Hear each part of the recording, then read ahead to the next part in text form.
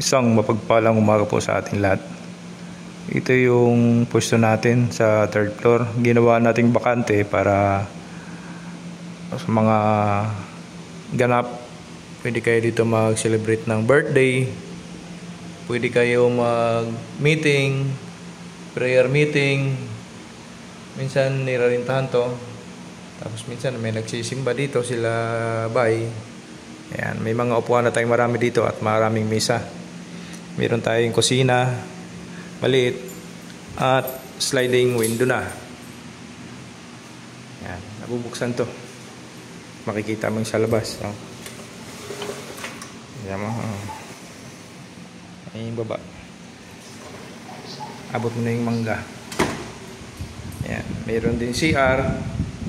May video okay. Kasama na yun sa gusto nyong mag-rent kayo dito.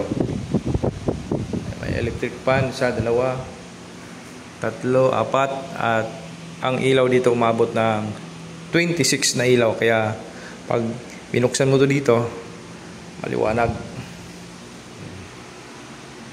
Ito yung hagdanan niya, paakyat. Yan.